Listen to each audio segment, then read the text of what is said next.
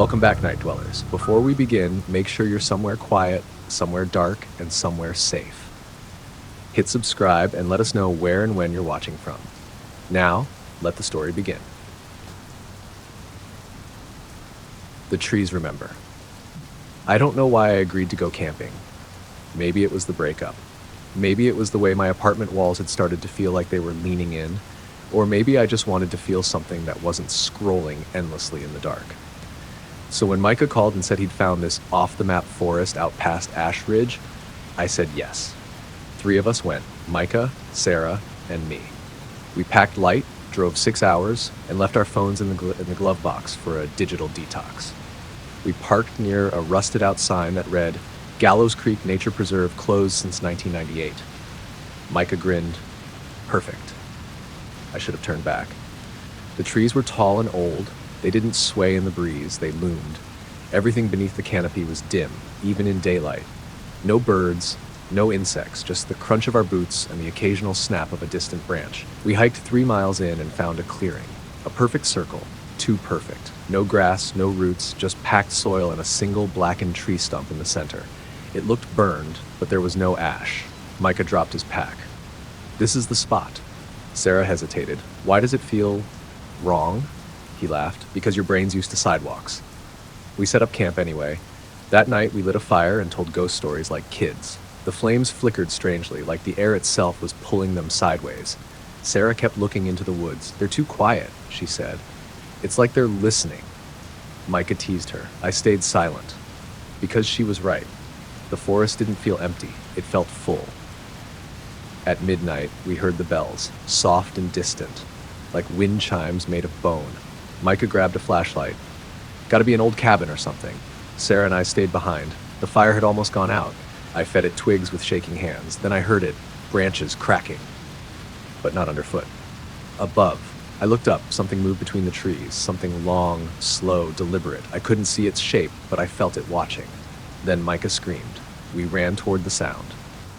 We found him 50 feet from camp, staring up at a tree, pale, shaking. What happened? I asked. He pointed. There, hanging from a low branch, was a small wind chime, made of teeth, human teeth. Micah didn't speak the rest of the night. He just sat at the edge of the clearing, staring into the dark. At some point, he whispered, They're in the trees. We didn't ask what he meant. Sarah woke me up just before dawn. Micah's gone. His pack was still there. So were his boots, but no sign of him. No note, no blood. We searched in every direction. Eventually, I found a trail of bare footprints leading deeper into the forest. Just one set. Each print perfectly spaced, unnaturally so. Sarah begged me not to follow them, but I did. The footprints led me to a hollow in the woods, where the trees grew in tight spirals. It was darker here, wrong, like light didn't behave the same. In the center stood a new stump, still smoking, still wet, and beside it, something carved into the soil with a jagged stick. The trees remember. I ran back to camp. Sarah was gone. I don't remember falling asleep. When I woke, the clearing had changed. The tents were gone. So was the fire pit. Even the ground felt different. There were no signs I'd ever been there. Just me. And the blackened stump. I turned in circles, screaming their names. That's when I heard the whisper. Not words. Just breath. Close to my ear, I turned. No one there. But the trees had shifted, closing in.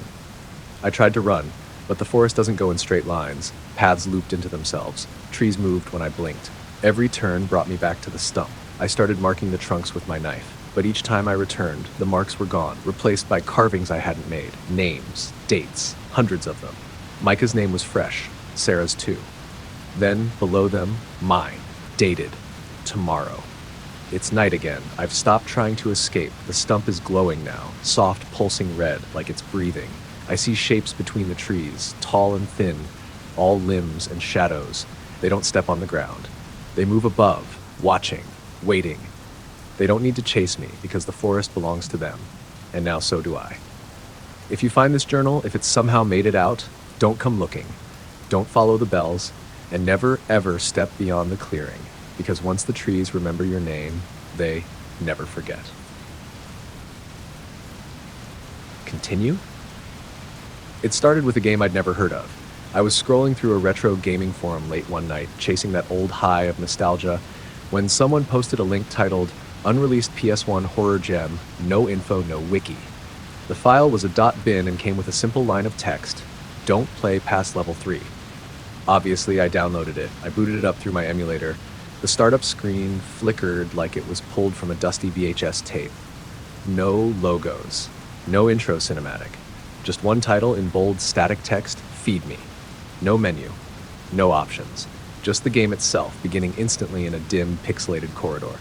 It looked like a first-person survival horror game. Grainy textures, fixed camera angles, jerky controls. Very Silent Hill meets Clock Tower.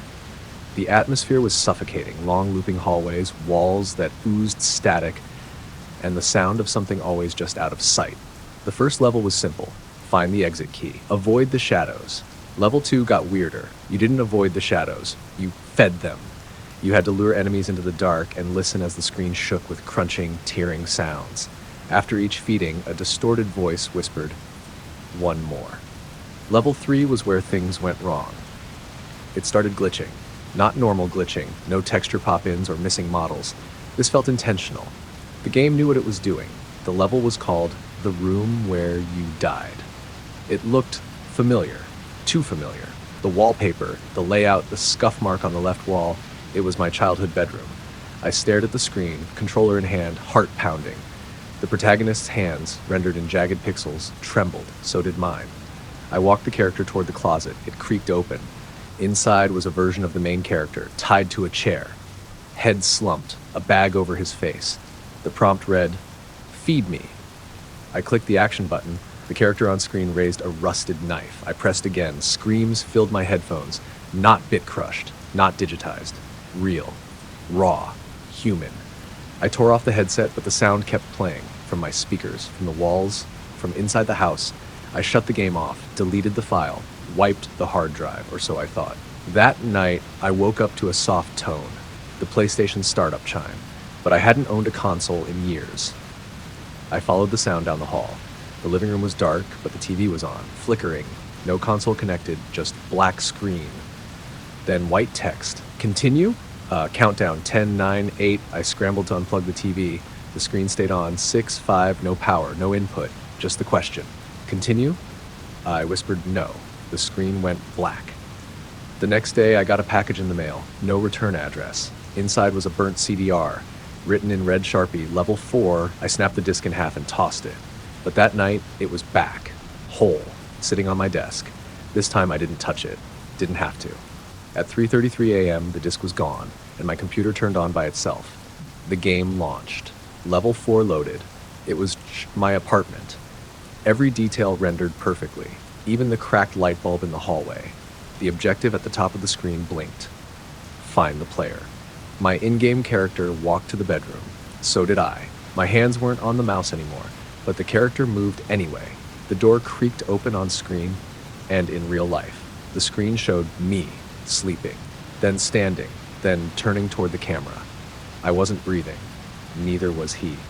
The character raised a knife. I slammed the laptop shut, but the sound kept playing. Heavy footsteps, dragging. Then a whisper. "You already pressed continue." I tried to get rid of everything. Burned the laptop, moved apartments, changed cities. No internet, no devices, just notebooks and silence, but it still finds me. I wake up to static on the walls, reflections that don't match, and dreams in 32-bit. People say they've seen me online, posting on forums, uploading playthroughs, but I haven't been online in months. They say my videos are weird, quiet, too quiet, like something's behind the mic, breathing. Last week, one video went viral. It's titled Level 5. The thumbnail is my face, smiling, rotting, dead eyes staring at the camera. The top comment, "I swear he blinked at me. Feed me 33. I didn't post it. I didn't record it. But I know what the final level is because I still hear the countdown in my sleep. Still see the prompt hovering over me. Continue. 10, 9, 8.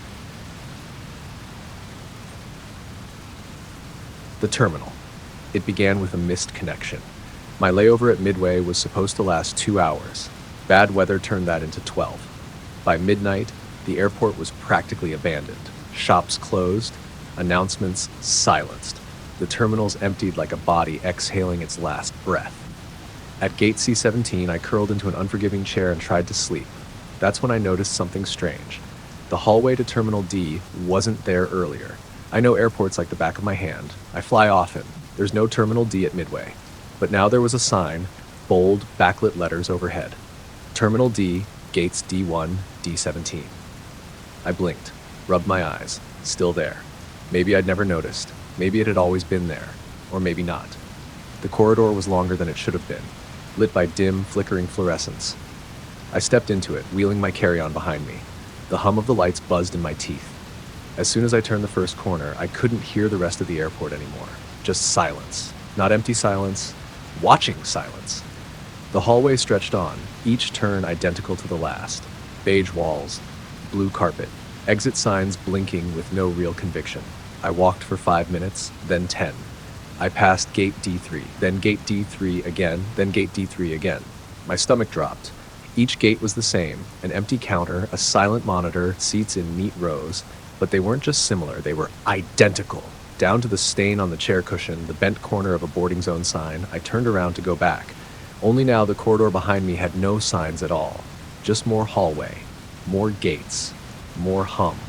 I kept walking. My watch read 12:41 a.m., then 12:41 a.m., then 12:41 a.m. At some point I passed a window. Outside was a tarmac, but there were no planes. Only a thick gray mist pressing against the glass like it wanted in. I looked for staff. No one. I looked for other passengers. Nothing. But someone had been here. A soda cup sat on the floor by one chair. Still cold. A phone charger plugged into a wall with no phone attached. Someone's scarf. Still warm. I didn't scream.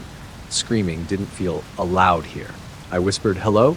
The overhead speaker crackled. "Now boarding gate D9. I froze. There was no one around. No crew. No flight. No plane. But my feet started moving on their own, like the announcement pulled me forward. Gate D9 looked exactly like the others, but the boarding tunnel was open. Dim light pulsed from within like a heartbeat. I stepped closer. Cool air leaked out. Not cold like air conditioning. Cold like a basement. Cold like something old. I reached for my phone. No signal. No time. Just 12:41 a.m. Still. Always. The terminal behind me groaned, not creaked, like metal twisting under pressure. The mist outside was thicker now, curling fingers of fog tapping the glass.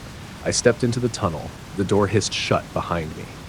Inside was not a plane, it was a hallway, not metal or plastic, carpeted, like a hotel. Lights buzzed overhead, casting long shadows. The walls pulsed faintly, breathing, or pretending to. I walked. There were no doors, just corridor after corridor. Carpet underfoot, brass light fixtures, wallpaper that rippled when I passed. I heard the faint sound of crying, somewhere far off, a woman maybe, or a recording of one.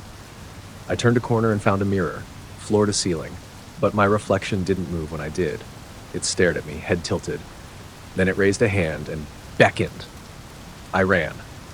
The carpet grew darker beneath my feet, softening until it felt like mud. I stopped, my shoes were gone, the corridor behind me was gone, just hallway ahead, always ahead. And then another gate, gate D17. Its sign buzzed faintly, struggling to stay lit. The counter was cracked, the monitor flickered static. There were no chairs, just a single door. Above it, a sign, final boarding. I opened it. Inside was the same terminal I started in, Midway, gate C17.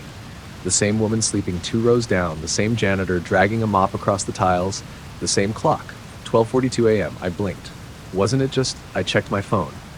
Full signal. New messages. I laughed shakily. Picked up my bag. Had it been a dream, a hallucination? Then I saw it. A boarding pass in my pocket. It wasn't mine. Printed in red ink, U. Gate. D. Seat one way. Time, 12:41 a.m. Status boarded. And scribbled on the back, in handwriting I didn't recognize. You never left, you're still walking, you just think you stopped. The lights above me flickered, and from far down the corridor I heard a boarding call. Ward 6. The asylum had been abandoned for decades, but people still talked about it like something inside was listening. Gray Ridge Mental Hospital. Perched on a hill just outside of town, shrouded by pine trees and layers of silence. Officially, it shut down in 1983 after funding cuts and a string of unexplained deaths. Unofficially, rumors said the patients ran the place long before the doctors ever left. I didn't believe the stories until I stepped inside. I was part of a three-person film crew shooting for a low-budget paranormal series on haunted locations. We'd done plenty of creepy spots, old prisons, burned-out churches, even a graveyard in the middle of a sinkhole. But Grey Ridge was different. The producer practically begged us not to go. We went anyway. It was supposed to be a one-night shoot. It wasn't. We arrived just after sundown. My job was sound, which meant lugging the mics and recorders while Adam handled camera and Tasha led the walkthrough with her fake medium routine. The building loomed over us, half covered in ivy, windows like dark sockets staring into nothing. The air changed when we crossed the threshold. Still, heavy, like the building was holding its breath. Inside, mold crept up the walls and peeling paint curled like old skin. Graffiti covered every inch, some of it vulgar, but some just strange. Symbols, numbers, repeated phrases. Don't go past 6. Tasha laughed. People always gotta be cryptic. The plan was simple. We'd explore each wing, record EVPs, and spend a few hours in the infamous Ward 6. According to legend, that's where the worst patients were kept, those the staff had given up on. No one agreed on what happened there, but they all said the same thing. Don't stay too long. We set up base in the central hall and got to work. The first 2 hours were uneventful. Echoes, rust, dust, the occasional squirrel rustling inside the walls. Standard abandoned asylum ambience. Tasha gave her usual over-the-top narration. I sense pain here and a child spirit weeps in the hallway, while Adam rolled his eyes behind the camera. But then we found the elevator. Its doors hung open like jaws. The buttons were dead, and the shaft smelled like wet rust. I didn't think this place had a basement, Adam said. It didn't, at least, not on the blueprints, just 5 floors. Tasha pointed at the button panel. Beneath the one button, someone had scratched in a new number. 6. We stared at it in silence. Probably just kids messing around, I said, but none of us laughed. There were stairs nearby, barely intact. We climbed. Each floor was worse than the last, decay thicker, shadows longer, and the temperature dropping by degrees. By the time we reached the 5th floor, I could see my breath.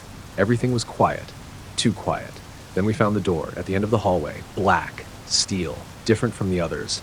Stenciled on it in faded red, Ward 6, authorized personnel only. Tasha shivered. We're authorized enough. The door opened with a groan. Inside, darkness. We stepped in. The moment we crossed the threshold, the door slammed shut. Lights flickered to life one by one, revealing a hallway that looked untouched. Clean, silent, cold. The walls were pale green. The tiles shined. It was like we'd stepped backward in time. Did someone restore this? Adam asked, voice barely above a whisper. I raised the boom mic. The headphones crackled. A soft voice whispered, "You shouldn't be here." I ripped the headphones off, I said, my voice shaking. Tasha stared down the hallway, and then the doors opened. All of them. 16 rooms, 8 on each side. Every door swung wide in unison. Inside, darkness. Nothing moved, not at first. Then we heard it. Footsteps, not one set, many, coming from every room. We ran. We pounded back toward the entrance, but the hallway had changed, stretched. The door at the end was further away now, impossible far. We ran anyway. The lights above us began to shatter one by one behind us. Pop, pop, pop. The shadows grew longer, reaching out like hands. We made it to the end, slammed against the exit. Locked. Tasha screamed. Behind us, the rooms were no longer dark. Figures stood in each doorway, unmoving, watching, pale gowns, faces obscured, except for their eyes, everyone wide open, bloodshot, staring. Adam banged on the door until his hands bled. The figures began to move, one step at a time, no sound, just the hum of fluorescent lights and the ticking of something far away. Tick, tick, tick. Tasha whispered, "We're not supposed to be here." The hallway shrank, the walls pushed in, the door opened, we fell through, and then silence. We woke in the central hall. The base camp was gone, so was our equipment. Just a single camera remained. Adam's. He picked it up, the screen blinked once, then played a clip, footage we hadn't shot. It showed the 3 of us entering Ward 6, walking calmly, smiling, then it glitched. Skipped ahead, Tasha was gone. Then Adam. Just me. Walking alone down the hallway, smiling, bleeding from my eyes. The clip ended with static, then words. They stayed too long. Tasha was never found. Adam doesn't speak anymore, he just stares at corners and whispers numbers. I still have dreams about the hallway, about the clean floor and the 16 doors. Sometimes I hear them open, sometimes I wake up to find blood under my nails, and sometimes I swear I can hear someone whisper through the walls. Don't go past 6.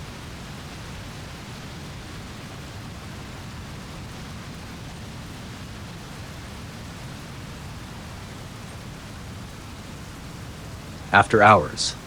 The supermarket had been closed for 3 hours by the time Darren heard the first sound. He was mopping near the frozen section, headphones in, half asleep on his feet, when he felt something shift. It was subtle, the kind of shift you feel in your bones more than see with your eyes. He pulled out one earbud.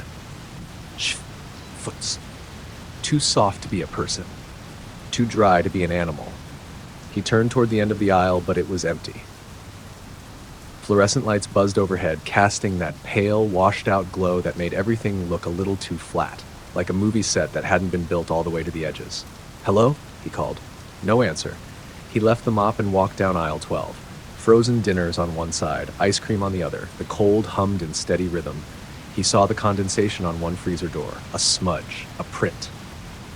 4 fingers, but too long, too thin, not a hand. He backed away slowly. Probably just a smear from someone's cart, he muttered, trying to steady his breath, but he didn't go back to mopping.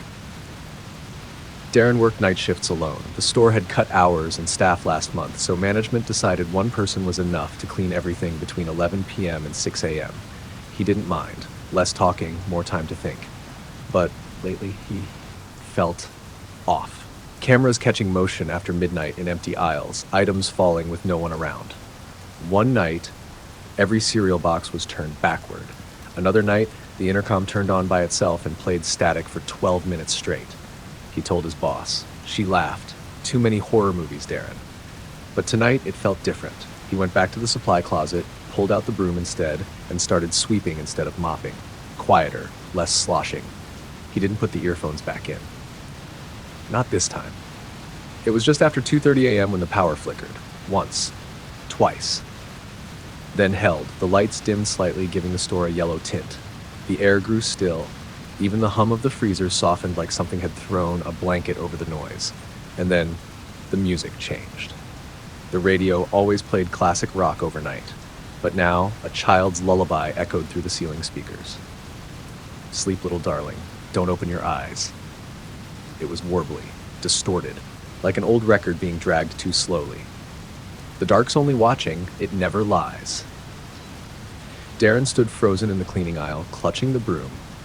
Then he saw the cart. It rolled across the far end of the store, alone. Its wheels didn't squeak. It didn't wobble. It rolled perfectly straight and stopped in front of aisle 7, the candy aisle. The lights above it blinked out, one by one.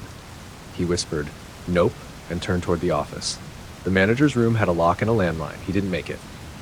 As he passed the bakery counter, the glass shattered. Pastries spilled out like guts. Behind the counter, the metal shelves were covered in deep scratches. 3 lines. Down the wall, something had climbed. The speakers crackled a "you shouldn't be here." The voice was slow and wet, like it had too many teeth. He ran, down past produce, past the deli. Every aisle he passed, the lights went out. He reached the front entrance. The automatic doors were stuck, wouldn't budge. He tried the emergency exit. Nothing, just that damn lullaby still whispering through the speakers. Don't look behind you, or you'll see its face. He did anyway. He shouldn't have. It stood 12 feet tall, hunched, its body thin and dripping like a defrosted turkey. Its skin sagged in pale folds, no eyes, just a mouth that stretched across where its face should be, smiling, wide, unmoving. Too many teeth. Its arms reached the floor, and its fingers scraped the linoleum with a sound like nails across wet glass. It didn't move fast. It didn't need to. Darren screamed. Ran back toward the storeroom. It followed. Click, click, click. The lights above it went out as it passed beneath. It didn't cast a shadow. He reached the storeroom and slammed the door shut. Locked it. Shoved a pallet in front for good measure. Silence. Then a voice. Just behind the metal. "Come stock the shelves, Darren." It knew his name. He covered his mouth, sat against the far wall. The radio in the corner crackled. Dead air. Then static. Then the intercom clicked on. A new voice. His own. "Clean up in aisle 13. Blood spill." Repeat. "Blood spill." Then laughter. Wet and low, like something breathing through its teeth. The storeroom door creaked once, then stopped. Hours passed. He didn't sleep. He didn't breathe unless he had to. He listened. No footsteps, no hum, no voice. The sun started to rise. He crept out slowly, broom in hand like a weapon. The store was bright again, clean, as if nothing had happened. The bakery glass was untouched. The lights in aisle 7 were back on. Even the freezer smudge was gone. He checked the time. 6:01 a.m. His shift was over. He walked out the front door without clocking out. He never went back. 3 weeks later, the store closed permanently. Something about corporate restructuring. The building sits empty now. Lights still flicker on at night. Security footage goes missing. And if you drive past around 2:30 a.m., you might hear it. A child's lullaby humming from the roof vents. And if you stop, don't go inside, because somewhere between the frozen foods and the candy aisle, it's still stocking the shelves, still dragging its long fingers along the tile, still smiling, waiting for the next night shift.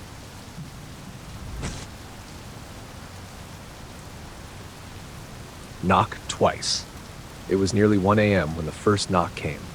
Sarah had just turned off the last of the lights, the glow of her laptop screen still fading in the bedroom. Her apartment was quiet, still. She liked it that way. She'd moved into the top floor unit specifically for the silence. No upstairs neighbors, no creaky footsteps above, no shared walls. The knock echoed again. 1, 2, pause, then nothing. She froze. No one ever knocked at this hour. She lived alone. Her phone buzzed, a text from an unknown number. "Are you awake?" She didn't reply, just stared at the door, her body tense, skin prickling. A third knock, still soft, measured. Knock, knock. She crept to the peephole and looked out. Nothing. No one in the hallway, no shadow under the door, nothing on the security cam feed when she checked the app, but she could feel it. Someone was there. The next day, Sarah told herself it was just her imagination, or a prank. Maybe a drunk neighbor on the wrong floor. But deep down, she didn't believe that. She installed a deadbolt and a camera inside the apartment, just in case. That night, nothing happened. The next night, nothing again. On the third night, at 1:03 a.m., the knocking returned. This time it was louder and faster. Knock, knock, knock. Still only 3. Still no voice. No footsteps retreating. No sign of anyone. She looked through the peephole again. Still empty. But this time, the hallway light was flickering, and there was a shadow. Not a person. Just the shape of one. At the edge of the hallway, just out of frame. Long arms, head tilted, not moving. Sarah backed away. The shadow remained. She called the building manager the next morning, asked if anyone had been loitering. He brushed it off. "This place is locked tight. If someone's knocking, they're inside already." The words sat in her gut like ice. That night, she stayed up, lights on, phone in hand. She waited. 1 a.m., nothing. 1:03 a.m., knock. Only 2 this time. She ran to the door. Still no one. But the deadbolt was unlocked. She was sure she'd locked it. The camera app blinked to life on its own. Feed error. Static. Then, her own hallway on the screen. The camera angle had changed. It was now facing inward toward her bedroom door, and someone was standing just outside it. She dropped the phone, spun around. The hallway was empty. But on her bedroom door, in small smeared letters, "Let me in." She didn't sleep that night, didn't leave the apartment the next day either. She ordered new locks, replaced her phone, installed more cameras, wired everything to a backup power supply. When night came, she sat on her bed with a kitchen knife in hand. 1:03 a.m. No knocking. Instead, scratching. Slow, dragging scratches across her front door, like nails on wood. She held her breath. Waited for it to stop. It didn't. It only got closer. Soon, the sound was coming from her bedroom door. But there was no one in the hallway, and the cameras had all gone dark. Only static. Then her new phone buzzed. A message from her own number. "I'm already inside," she screamed. When the police arrived, 20 minutes later, they found Sarah curled in the corner of her bedroom, shaking. No signs of forced entry, no fingerprints, no damage to the door. They checked the footage. Nothing. They left. Sarah moved out the next morning. Weeks passed. She tried to forget. New apartment, new locks, new number. The nightmares faded slowly, until one night, her door buzzed. An Amazon delivery. She hadn't ordered anything. It was a small box, no return label. Inside, an old phone. Her old phone. Cracked screen. Camera lens smashed. The screen lit up on its own. New video. She pressed play. It was a recording of her sleeping. taken from inside her room. She dropped the phone and ran, called the police again. They took a report, but they didn't believe her. The next night, it happened again. A knock, 2 slow taps, no one outside, but now footsteps above her ceiling. She was on the top floor again. There was no apartment above, just attic space. And when she climbed the building stairs to investigate, she found a hatch, unlocked. Inside was dust and footprints, leading to the corner, where a mattress sat and a phone charger, still warm. Sarah doesn't sleep anymore. She moved again, changed everything, but every night at 1:03 a.m., she hears it. Knock, knock. Only 2, because the third knock, it never comes. It's already inside.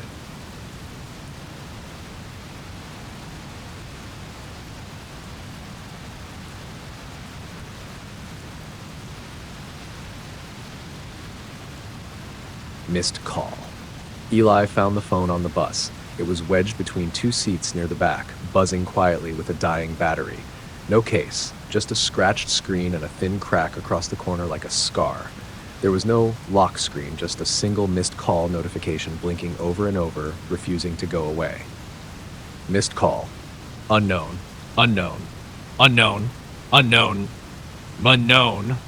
The time on the phone read 13:06. The time on Eli's watch read 13:06. Even as the seconds ticked by, the phone's time never changed. Curious, he slipped it into his jacket pocket. By the time he got home, he'd almost forgotten about it. Almost. The first odd thing happened just before dinner. Eli was washing dishes when he heard the ringtone echo from the living room. That same call, same time, same name. Missed call. Unknown. He picked up the phone. The screen still said 13:06. The missed call repeated until the phone vibrated in his hand, over and over, like it was trying to shake itself apart. He hit power. Nothing happened. He held the button down. Still nothing. Finally, the screen changed on its own. Do you remember me? The letters flickered into view one by one, like an old typewriter, slow and deliberate. Nope. Eli muttered and tossed the phone onto the coffee table, but it didn't land. It was gone.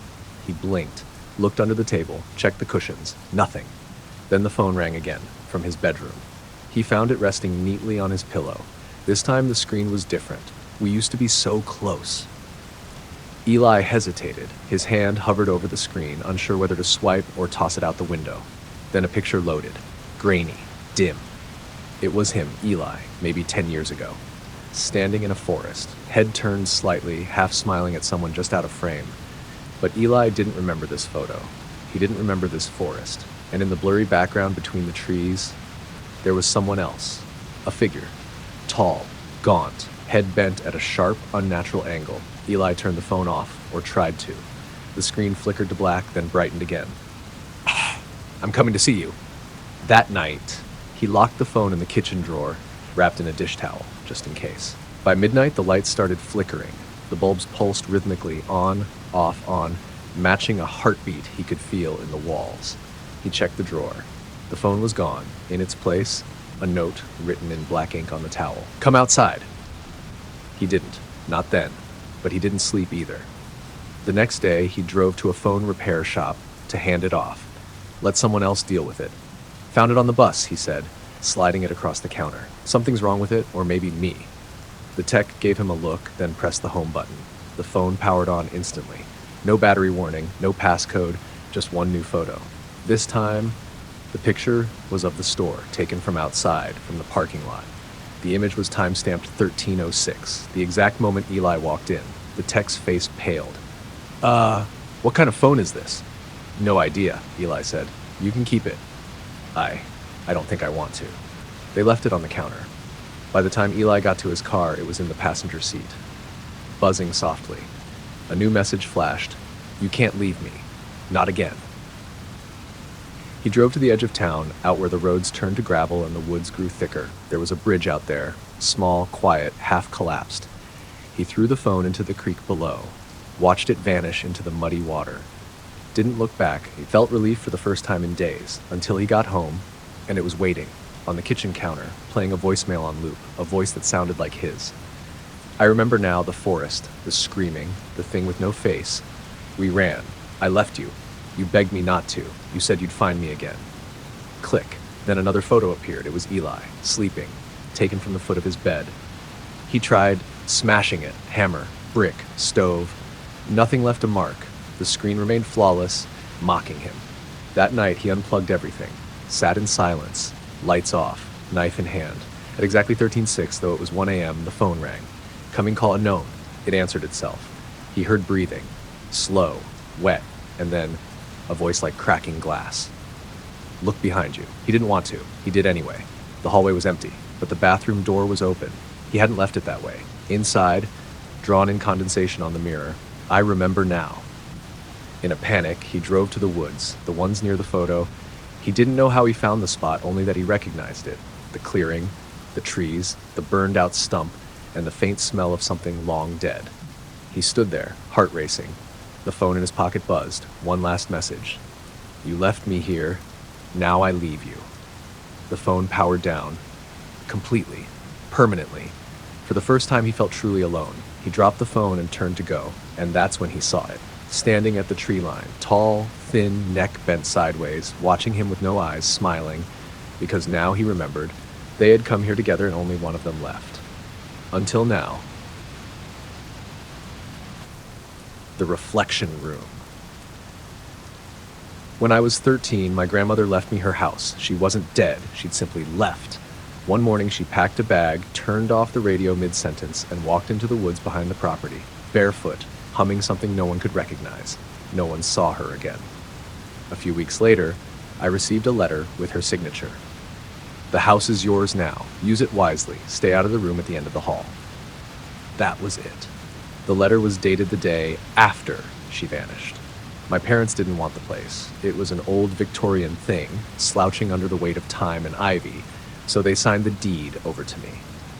I was too young to own property, but that didn't seem to stop anyone. We moved in the next spring.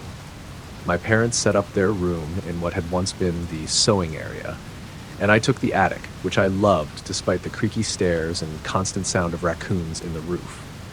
The house had 6 rooms upstairs. All but one were perfectly ordinary. The last one, at the end of the narrow hallway, had no handle, no keyhole, no hinges, just a smooth, dark wooden surface with a single mark carved into it, a perfect circle with a dot in the center. The reflection room, my grandmother had called it. She used to talk about it when she thought I wasn't listening. Said it showed things before they happened, but only if you asked the right way. She also said mirrors shouldn't be trusted, and that sometimes her reflection moved before she did. I didn't believe her, until the door opened. It happened on a rainy evening in October, about a year after we moved in. I was alone in the house, waiting for my parents to come back from town. The wind howled like something alive, and the windows rattled in their frames. I passed the hallway and noticed the door to the reflection room was slightly ajar. I stopped. It had never been opened before, never budged an inch. We'd all tried at one point, even joked about calling a locksmith. But now, it was open. I should have turned away, but I didn't. Inside, the room was cold. Dust hung in the air like smoke, and the only light came from a single candle that flickered in the center of the room. The walls were covered in mirrors, not decorative ones. These were tall, full-length slabs of glass, each one slightly warped like old carnival mirrors, but worse because they reflected things that weren't there. In the nearest mirror, I saw the candle burning beside a second flame. There was no second candle in the room. In another mirror, I saw myself, but older, bleeding from the mouth, smiling. I turned to leave and saw the door was gone, not closed. Gone. The wall was solid. My reflection in the mirror behind me turned its head even though I hadn't moved. Then it spoke. Do you want to see what you become? Its mouth didn't sync with the words. The voice came from behind the glass. I backed away. The candlelight dimmed. The mirrors shimmered, and every reflection of me started to change. In one, I was clawing at my own face. In another, I was underwater, eyes open, mouth screaming bubbles. In the third, I was standing in the woods, barefoot, humming the same tune my grandmother used to hum, before she disappeared. I ran to the wall, slamming my fists where the door had been. Let me out, I yelled. I don't want to see anymore. A new voice whispered from all directions. Then close your eyes. I did, and I fell. Not physically, just downward, like the floor had dropped out and I was sinking through light and time and memory. Then, silence. When I opened my eyes, I was in bed. Morning sun on the covers, birds chirping, the door at the end of the hall was shut again. My parents claimed they never left town the night before. Said they'd been home the whole time. Said they didn't hear any storm. That there had been no wind, no rain. The reflection room stayed closed for years after that. But something changed. Sometimes my mirror would fog even when the room was cold. Sometimes I'd catch my reflection staring at me when I wasn't looking directly at it. Once I saw my grandmother in the mirror. Just for a second. She was barefoot, humming, smiling wide with a mouth that wasn't quite hers anymore. Last week the door creaked open again. No one was home but me. I haven't gone in yet, but I hear the candle flickering and the mirror's calling. I think it wants me to see again. The wrong number. It started with a phone call at 1:43 a.m. I know the exact time because I was staring at the clock, unable to sleep. The phone on my nightstand buzzed once. Unknown number. No caller ID. I hesitated, then answered. Hello? Static. Faint, like the ocean inside a tunnel. Then a voice, soft, wet, barely above a whisper. You answered. I hung up. A minute later, another call. Same number. Same time on the clock. 1:43 a.m. This time, I let it ring. It buzzed 7 times, then stopped. That should have been the end of it. But every night after that, at exactly 1:43 a.m., the call came again. Always the same number. Always the same silence. Until the 7th night when I finally answered again. Hello? I whispered. This time, the voice was clearer. A woman's voice, maybe, but strange, layered, like someone speaking behind glass. You let them in. Who? The call dropped. I didn't sleep. The next morning, I checked my call history. No record of it. None of them. Just blank space where the log should be. I called my provider. They said the number never existed. That night, the call didn't come. Instead, my bathroom light flicked on by itself. I live alone. I got up with a bat in my hand and checked every room. Nothing. But on the mirror, written in the stainless glass, you answered. No one could have gotten in. No signs of a break-in. Just that message. I wiped it away with a towel, and it smeared something red across the glass, like blood, but not sticky, almost oily. The next day I got a text, unknown number again. Do not ignore the next call. I threw the phone away, smashed it on the pavement outside my apartment. It still rang that night, at 1:43 a.m. from inside my bedroom drawer. I opened it slowly. My phone sat there, whole. Not cracked, not broken, buzzing. 43 a.m. I didn't answer, but something answered me. From the closet, soft tapping, 3 times. I turned on every light and sat in the middle of my apartment until sunrise. That morning, I drove out to the edge of town and bought a cheap flip phone. New number, no contacts. Left the old phone in a field. That night, it rang anyway. The new phone. Same number, same time, and now a voicemail, just 6 seconds long. The sound of breathing. Then, we see you now. I tried changing my number again. Got a landline installed. Unplugged everything before bed, it didn't matter. At 1:43 a.m., the TV turned on by itself. Static screen, a faint silhouette in the center. It leaned closer, and I swear it smiled. I unplugged the TV. It stayed on. The static whispered, you heard us first, you are the door. I ran, checked into a hotel across the state line, paid cash, no ID, left all my devices behind. First night, quiet. Second night, peaceful. Third night, 1:43 a.m. The hotel phone rang. When I picked it up, the line was dead. But in the mirror across the room, my reflection didn't hang up. It held the phone to its ear and mouthed something I couldn't hear. I stared in horror. Then the phone on the nightstand buzzed again. A message flashed on the screen. Stop running. They're already inside. I turned. Something moved beneath the bed. The reflection smiled. My phone exploded with messages, all from the same number, flooding the screen. You answered, you answered, you answered, you let them through, you let them through, you let them through. The light flickered. The door creaked open on its own, and from the hallway something tall stepped into view, not walking, just appearing, closer each blink. Long arms, no eyes, mouth open wide enough to scream 1,000 voices. My phone buzzed once more. One final message. You are the call now. I haven't spoken since. People hear buzzing when I'm near. Radios crackle, phones die, and at 1:43 a.m. I whisper through the line, waiting for someone else to answer. Under the playground. There's an old playground behind my elementary school. The metal slide is rusted through. The seesaw is snapped in the middle. The swings don't swing anymore. They just hang limp and crooked, groaning when the wind pushes them. The teachers tell the kids not to go back there. It's fenced off now. Grass has grown over the wood chips, but everyone knows someone who's climbed through the gap in the chain link and dared to go near the merry-go-round. It still spins, even though no one touches it. I was 10 the first time I saw it move. It was after school. I'd missed the bus. My mom was late. I sat on the curb waiting, kicking gravel when I heard it. The sound of creaking metal. Slow. Rhythmic. Turning. The merry-go-round. No one was near it. But it spun. Faster. And faster. Then stopped. Dead. I blinked and a shape was sitting on it. Small. Child-sized. Back to me. I couldn't move. Couldn't speak. I watched it slowly lift its head like it was sniffing the air. Then it turned. Just enough for me to see its face. It didn't have one. Just smooth, stretched skin where eyes and a mouth should have been. I ran back into the building, crying. The teachers didn't believe me. The other kids did. "Sometimes it picks one of us," a girl whispered. "You saw it. That means it knows you now." I didn't sleep for 3 nights. When I finally did, I dreamed I was standing on the merry-go-round. The sky was red, the grass was black. A voice beneath my feet whispered, "Come down, come down, come down." I woke up with dirt under my fingernails and splinters in my palms. I hadn't left my bed. After that, things got worse. My dog wouldn't come near me. I'd find little piles of mulch on the floor when I woke up, always shaped in circles, and my shadow stopped matching me.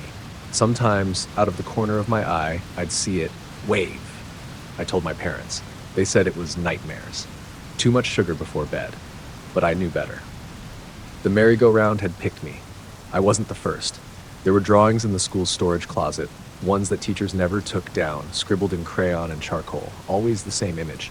A circle in the ground, a smiling child, a dark hole beneath the swing set, and a phrase, always scrawled in the margins, "Underneath it's hungry." One afternoon, I stayed late at school and snuck out back. The fence was bent, easy to crawl through. The merry-go-round was still. I approached slowly, heart hammering. There was something on the ground beneath it. A trapdoor. I hadn't seen that before. The metal ring was sunken, the dirt pushed away like something had clawed its way out. My hands moved without me meaning to.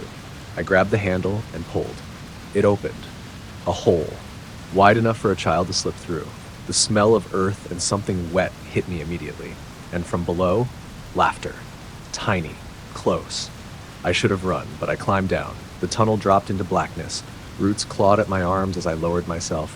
The air grew thick and warm. I couldn't see, but I could feel the space widen. And I wasn't alone. I heard breathing, all around me. Then, faint light, a room, carved into the earth, lined with toys, not new ones. Rusty trucks, torn dolls, stained teddy bears. And in the center, children, 10 of them, maybe more.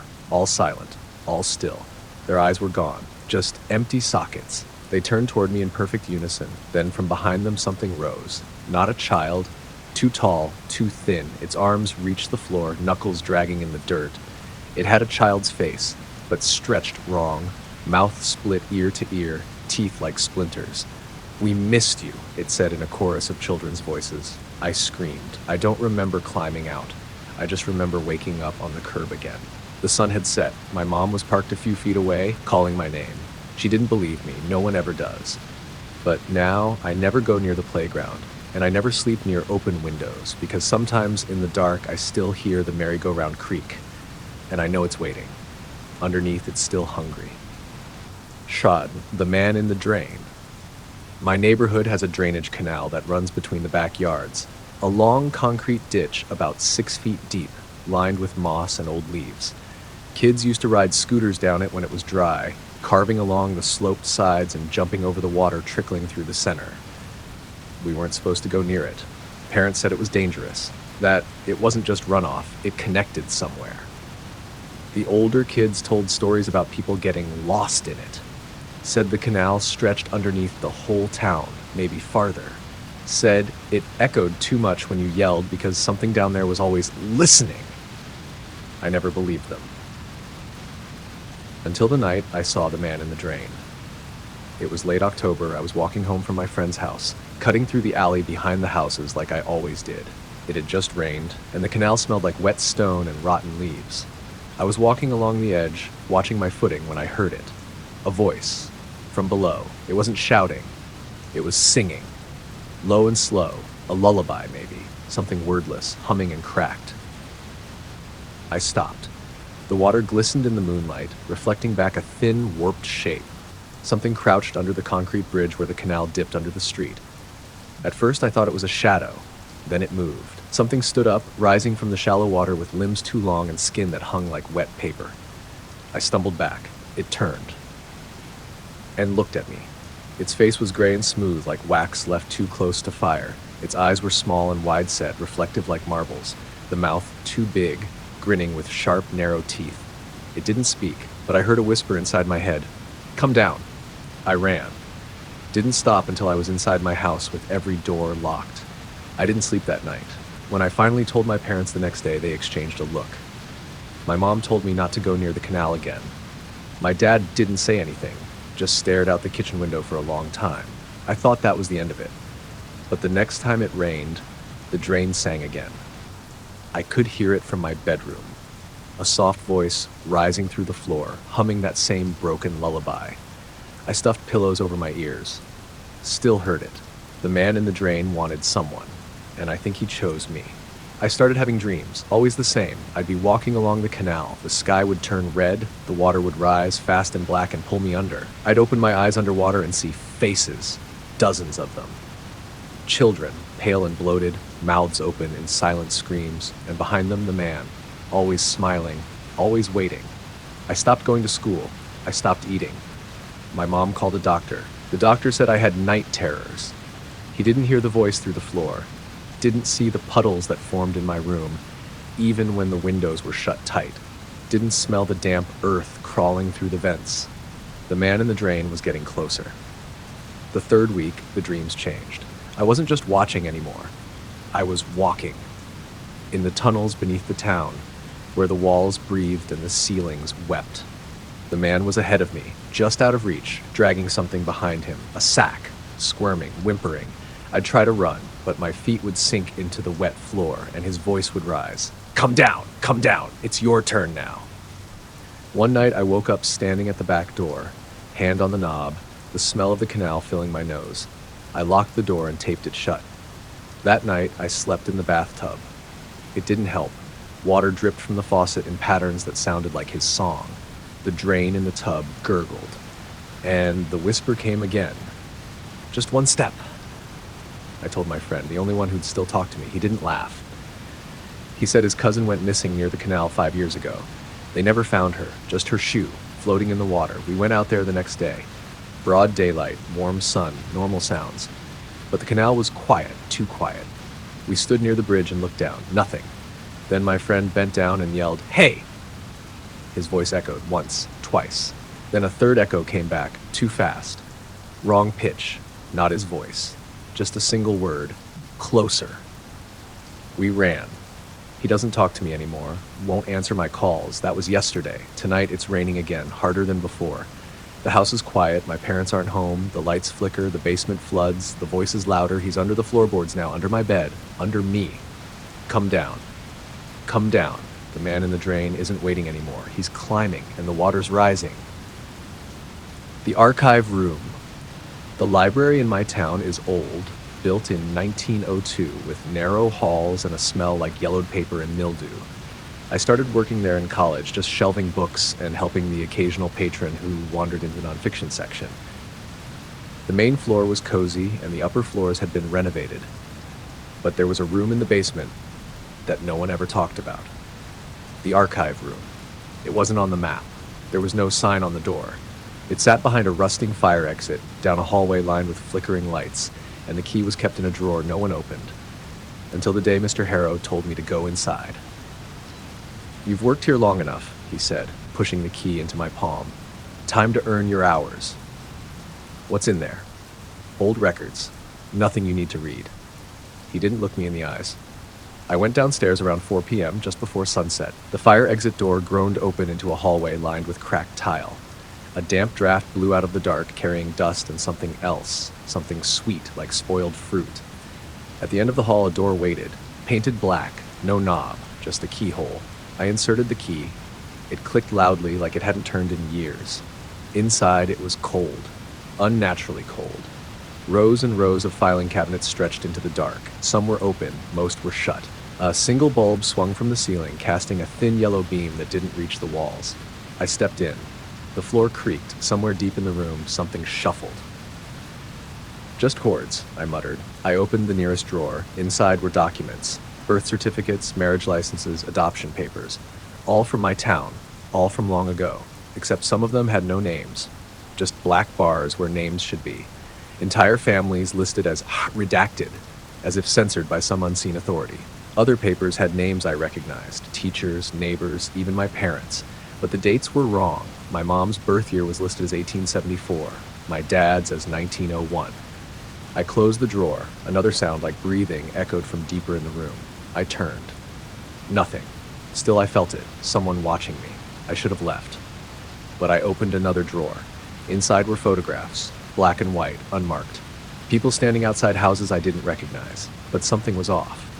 In every photo, one person's face was scratched out, not scribbled, carved away, as if something had torn the face off the image with claws. The paper smelled burned. The lights flickered.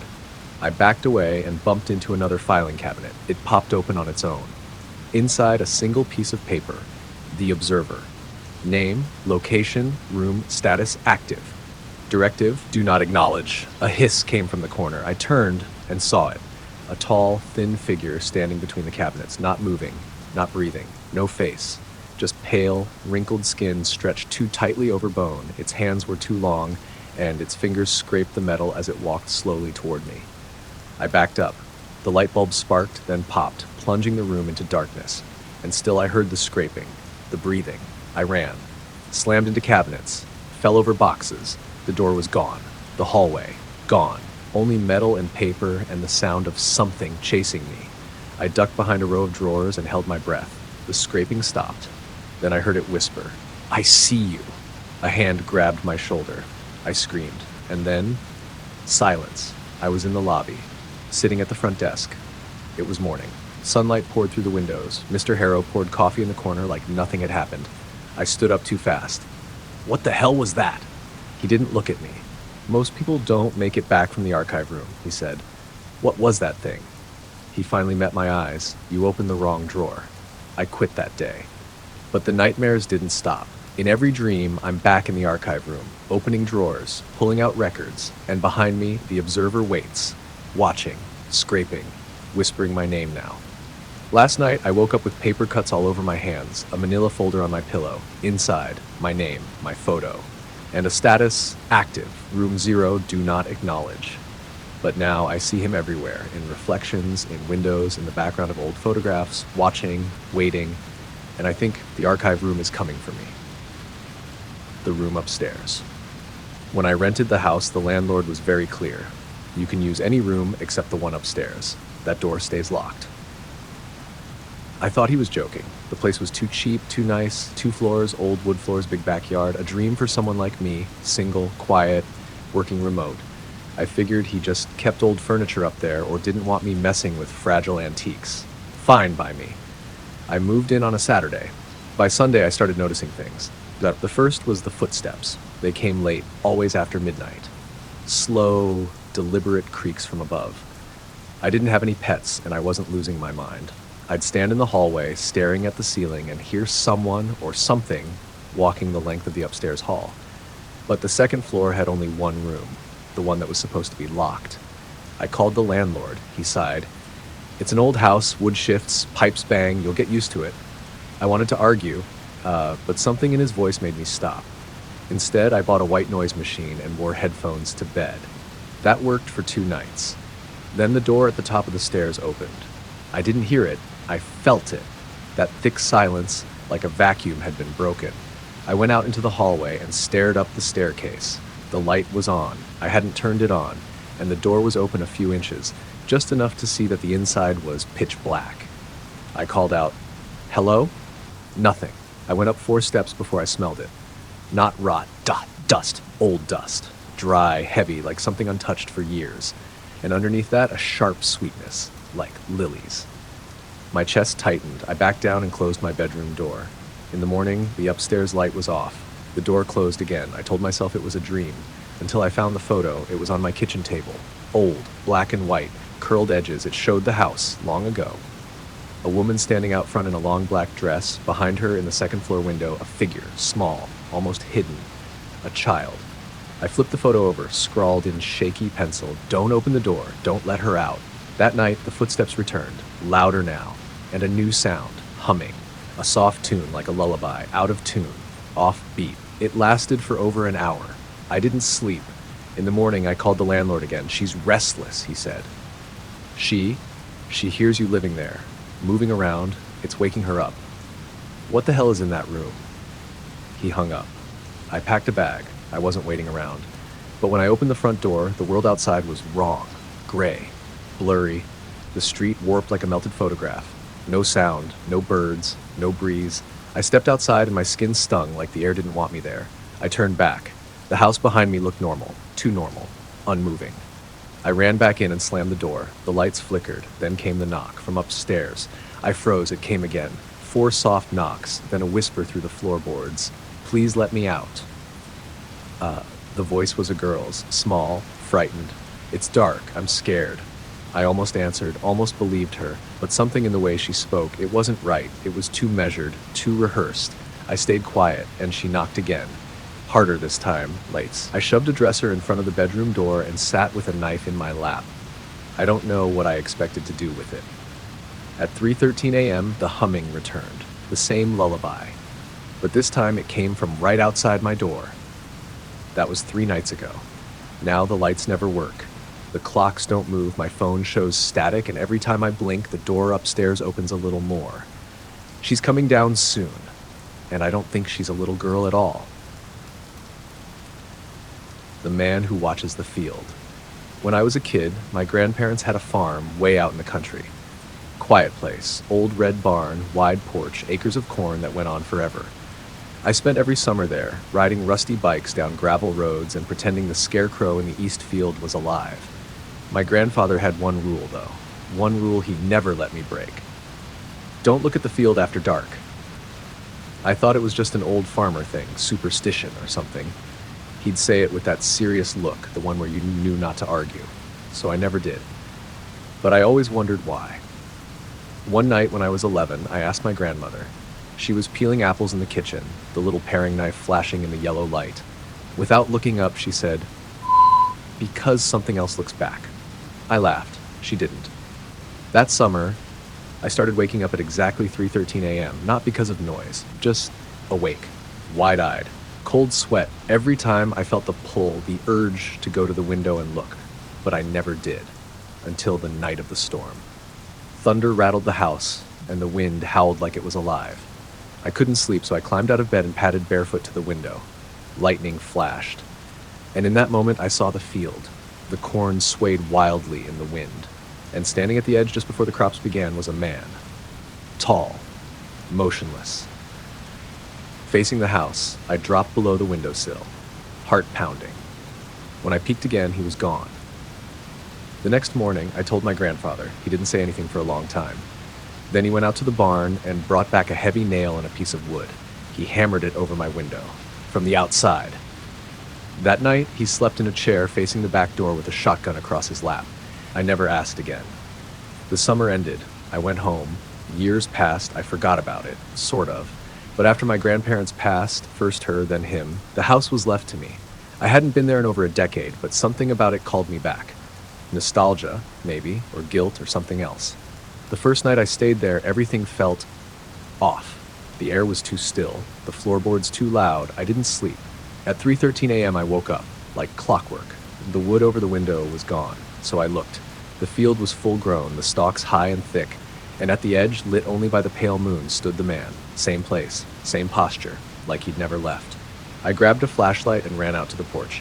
"Hey," I shouted. The light barely reached him, but I could see his outline. Long coat, no hat, just watching. "Who are you?" No answer. The wind shifted, the corn rustled, and then he stepped backward, into the stalks. Gone. I didn't sleep. In the morning, I walked the field. No footprints, no broken stalks, no sign anyone had ever stood there. That night, I set an alarm for 3:10. I sat at the window, camera ready. At 3:13, he appeared. Flash. I took the photo, then another and another. But when I looked at the images, nothing. Just empty field. I tried video. Same result. He wasn't on the recordings, only my eyes could see him. The next night I waited again. This time, he was closer. Halfway between the field and the porch. Still not moving. Still watching. I didn't go outside. I shut the blinds and locked every door.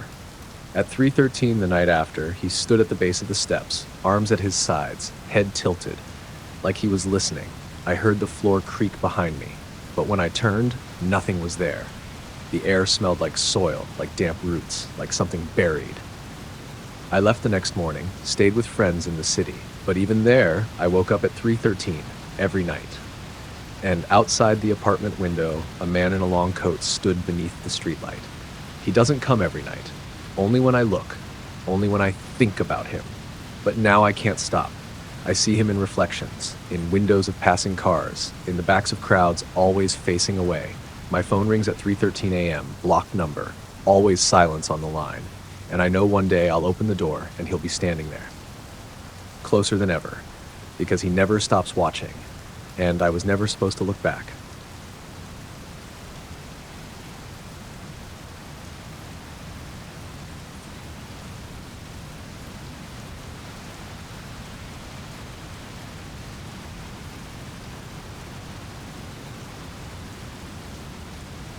The light behind the door. My apartment building has a maintenance closet on the 4th floor. It's always locked, always dark, and no one seems to use it. I live on the 3rd floor, but I pass that closet every time I take the stairs. For a year, it was just a blank beige door with a rusty maintenance sign and a smell like paint thinner. Then one night, there was light coming from underneath it. Just a sliver, pale yellow and constant. It didn't flicker like a bulb. It didn't pulse like a phone flashlight. It glowed, steady and low, like a lamp in a fog. I assumed someone had finally opened it. Maybe a repair guy forgot to shut the light off. Maybe a tenant broke in looking for cleaning supplies. But the next morning, it was dark again. This went on for weeks. Every night around 2 or 3 a.m., the light would reappear. Just a slice of it under the door, and always gone by morning. I knocked once. No answer. I pressed my ear against the door. No sound. Just silence and that faint smell of something sterile and sour. One night I saw someone standing outside it. A man I didn't recognize, tall, in a hoodie, just standing with his back to me, staring at the light. "Hey," I said, stepping onto the landing. He didn't move. "Need help?" Still nothing. I moved closer. The second I reached out, he turned, and there was no face. Not disfigured, not bloody, just smooth skin, not like someone had forgotten to finish making him. He backed up into the door. The light flared bright under the crack, and he was gone. I stood there for 5 minutes, heart hammering. Then I walked away. The next day I asked the building manager about the closet. She looked at me too long. "That closet's been sealed since '03, she said. "Flood damage, mold, we don't use it. Then why is there light under it?" She didn't answer, just handed me a rent receipt and turned away. That night, I couldn't help myself. I brought a flashlight, crept upstairs around 2:45 a.m. and waited. At 3:01, the light returned. Not brighter, just there. Soft, constant. I crouched and looked beneath the door. The floor inside wasn't concrete. It was grass. Tall, dry grass swaying in a breeze I couldn't feel, and beyond it, trees. A forest lit by moonlight. I stood, heart racing, and tried the handle. It turned. The door creaked open 3 inches. The grass smell was strong now, wild, earthy, mixed with something floral and decaying. I should have stopped, but I pulled the door open all the way. There was no room. Just a field stretching out beneath a pale silver sky with low fog curling around tree trunks in the distance. It wasn't a painting. It wasn't a screen. It was real. I stepped inside. The air shifted, warm but wrong, like it had weight, like it pressed down on me. Behind me, I heard the door shut. When I turned around, it was gone. No wall, no building, just more field. And ahead of me, movement. People. Or something shaped like people. Slow figures moving between the trees, dragging their limbs, twisting their heads too far around. Some wore modern clothes. Others wore hospital gowns. One still wore a postal uniform. All of them blindfolded, all of them humming off-key and low. I ducked behind a stump and watched as they passed. They didn't see me, or maybe they did and didn't care. When they disappeared into the fog, I started walking the other direction. The sky never changed. No sun, no stars, just a pale gray light that never dimmed or brightened. I walked for what felt like hours. Then I found the door again, standing on its own in the middle of the field, still glowing faintly at the edges. I ran to it, flung it open, and saw my apartment hallway. Just a glimpse, but something pushed the door shut from the other side. I opened it again, faster this time. Now it was a hospital corridor, lights flickering. I closed it, opened it again, a forest path. Night. Another try, a kitchen I didn't recognize, covered in blood. Again, a church basement, lights swinging overhead. The door didn't go home anymore. I screamed, slammed it shut, kicked it until the knob fell off. When I turned around, the blindfolded people were all standing behind me. Silent, close, still humming. They reached for me, slow, gentle, almost kind, and touched my face. I blacked out. I woke in my bed, the morning sun shining through the blinds, heart racing, mouth dry. Had it been a dream? Then I saw the grass stains on my feet, the dirt under my nails. I ran upstairs. The maintenance door was sealed shut, padlocked, chained. The light never returned. That was 3 nights ago. Now every door I pass flickers light beneath it. Elevator doors, closet doors, bathroom stalls. I hear humming in the walls. And when I sleep, I see that field again. I think the door followed me back, and someday soon it's going to open again. Static channel. I found the TV at a thrift store downtown. Boxy old thing, gray plastic frame, rabbit ears, manual dials. $10 even. The cashier didn't say a word when I paid, didn't even look me in the eyes. I don't know why I bought it. I don't watch much TV. I just felt like I should. The moment I plugged it in, it turned itself on. No power button pressed, no remote, just a sudden crackle of static and a faint warbling hum, like someone tuning a radio through water. No image, just swirling black and white. I turned the dial, click, click, click, but every channel was the same. Static. And beneath it, soft whispers. At first, I thought it was feedback or interference, but when I listened closely, I could almost make out words. He sees you now. Don't blink, behind the couch. I laughed nervously. Maybe it was a prank, some old broadcast tape trapped in the wiring. But then the screen changed. No dial turned, no input selected. The static cleared slightly, forming the shape of a room, my room, the very one I sat in, from behind. I stood up fast, heart jumping. On the screen, the figure sitting on my couch stood too. Turned, faceless, smooth skin, arms too long. I turned around, nothing there. But the couch cushions were indented, warm. I unplugged the TV. The screen stayed on. I yanked the cord from the wall. The screen flickered, then smiled. Not a picture of a smile. The screen itself curved up at the edges like it was folding reality to grin. I threw a blanket over it and left the room. Didn't sleep that night. In the morning, I decided to take it back. When I returned to the shop, the windows were boarded up. A paper sign on the door read, "Closed since 1994. I checked again. I'd just been there 2 days ago. That night, the TV turned itself back on, even unplugged. It hummed low. The static turned red for a moment, then back to white. This time, it showed a hallway. Not mine, someplace unfamiliar. Dark walls, peeling wallpaper, a single swinging light bulb. The camera moved forward as if someone or something was holding it. The hallway went on too long. Windows passed, all blacked out. Then a door. The screen zoomed in. The door had a number, 143, my apartment number. I backed away from the screen.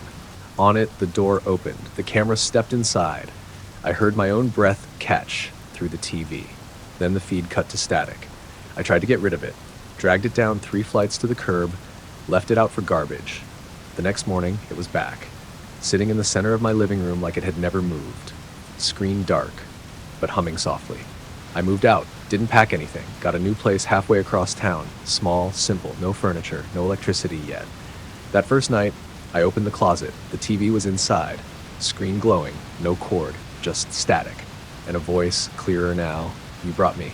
I slammed the door, moved again, same result. Every place, every night, the TV finds me, always waiting, always watching. I tried smashing it once, sledgehammer full force, glass shattered, sparks flew, the screen split open. But instead of wires, there was an eye. Huge, blinking, wet. It looked at me and whispered, "Now I see." Then it vanished, just gone, no pieces, no debris. The next morning, the TV was in the kitchen, screen cracked, but still glowing. Still humming. I've stopped trying to destroy it. Now I just sit and watch.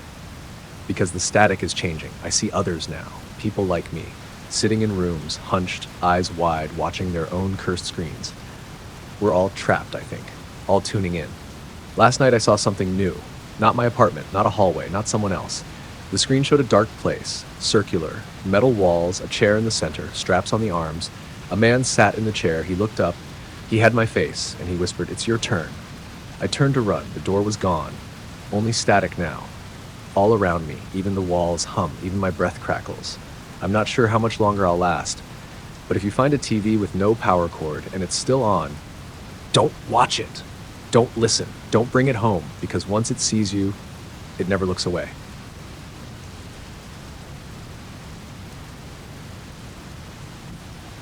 The cold spot. The apartment had a cold spot, not like a draft or poor insulation. This was something else, an unnatural chill that lived in the corner of the living room, just beside the window. It didn't matter how high I cranked the heat or how many layers I wore. That spot stayed cold, fridge cold, grave cold. When I moved in, I didn't notice it at first.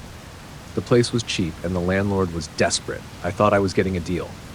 But on the first night, I sat down on the couch, remote in hand, and felt the air shift like I'd stepped into a freezer. The hairs on my neck stood up, my breath fogged. I checked the window, closed. I checked the vents, warm air. I checked the thermostat, set to 73. The cold stayed anyway. I moved my couch a few feet over, then my coffee table. I started avoiding that corner like it might bite, but still the chill seeped out like it was growing, reaching. I told my friend Emma about it. "Sounds haunted," she joked. "Maybe someone died there." I laughed with her, but something twisted in my stomach. That night, I dreamed of water. Black water, deep and slow. I was floating, weightless, unable to move. Something was pulling me downward by the spine. And in the dark beneath me, something opened its eyes. When I woke up, my blankets were on the floor, and I was lying in the cold spot, fully dressed, face down, hands curled into the carpet. I hadn't sleepwalked since I was a kid.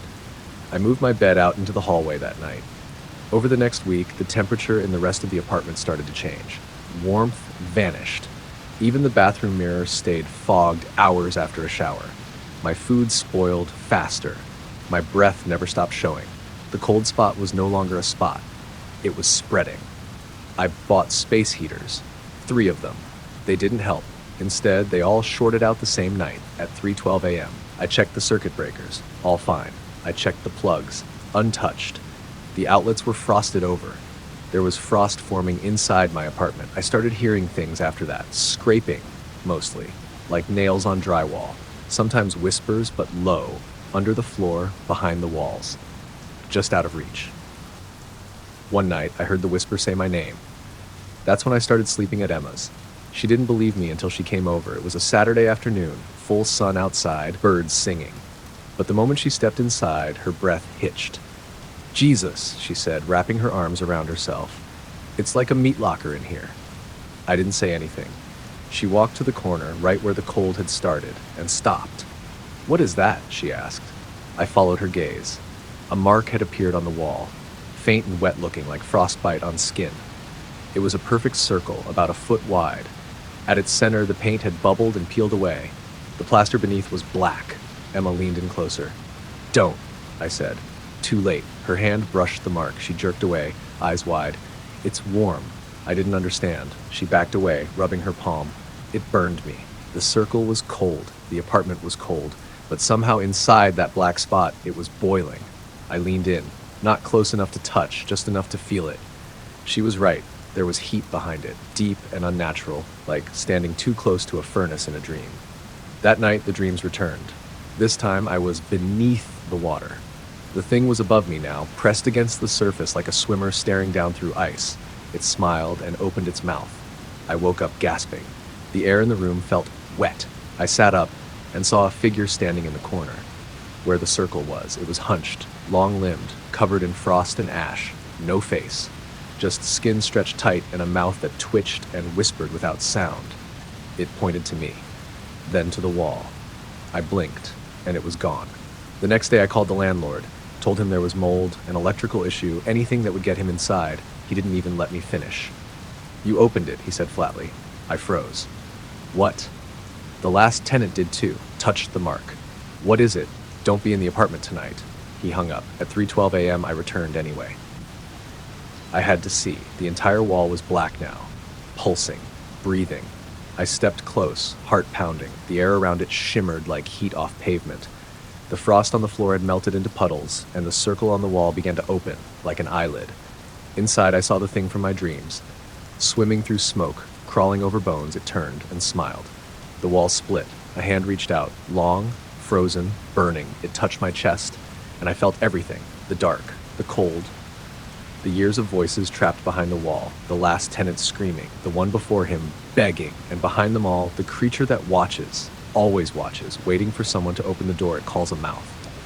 I tore away, ran. Didn't stop until I was outside, barefoot in the snow. The apartment behind me was silent, still, but now even out here, I feel it. The cold spot in my chest, spreading, growing, and when I breathe, I see frost curl from my lips.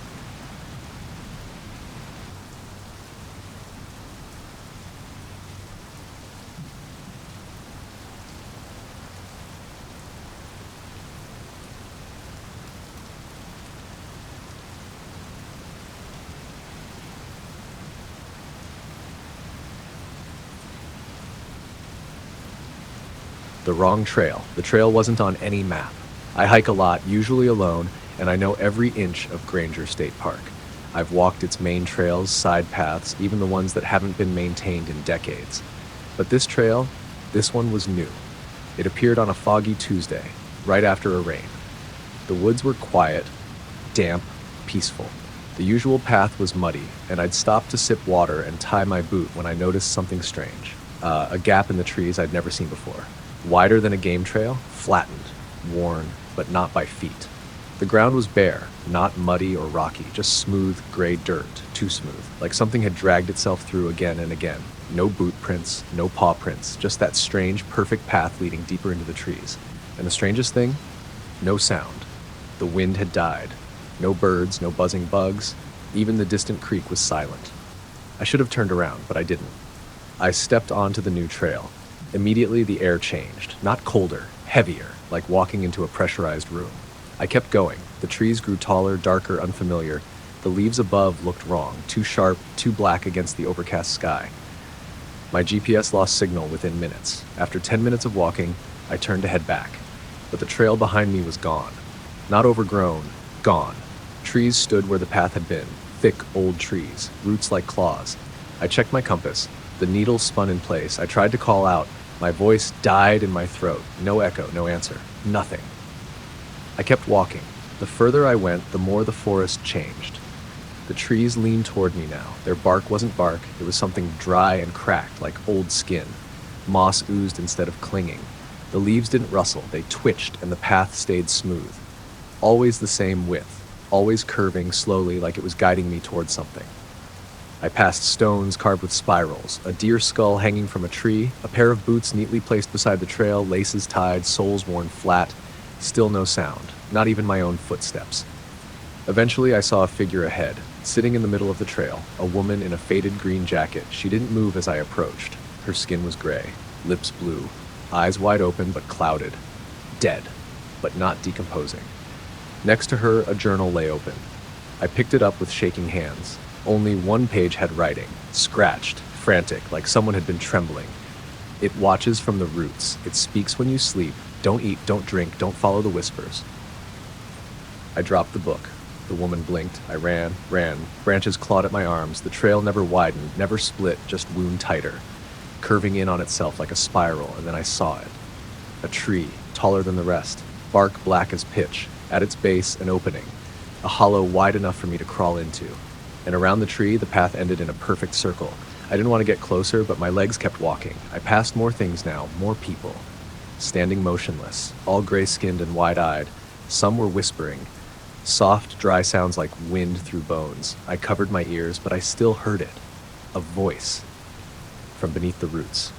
You've walked too far, you look too long. You belong to the path now. I tried to scream, my jaw locked. My hands curled into fists, and the people turned, all of them, turned to look at me, their mouths opened, silent screams, and they moved. Fast, too fast. I ran toward the hollow. The voice rose. We are hungry. I dove into the tree. Inside it was warm, sticky. The walls pulsed. I crawled through the tunnel of roots and rot, and the voice grew louder, clearer. Your trail ends here. When I emerged, I was in my apartment, covered in mud, bleeding from my palms. The GPS was shattered, phone dead. Outside, the city buzzed with life, but something had followed me. Every mirror in my apartment now shows the trail, that smooth, endless path through a forest that shouldn't exist. At night, I hear the whispers behind my closet door, my boots are always wet, and I never sleep through the night anymore because I know that one day I'll step into my hallway and find that trail waiting again. The bus that doesn't stop. I take the same bus every night after work, Route 27. It runs from downtown all the way out to the edge of the suburbs where my apartment sits across from an old, overgrown cemetery. The ride takes about 40 minutes, long enough for a nap if I don't mind waking up with a sore neck and drool on my jacket.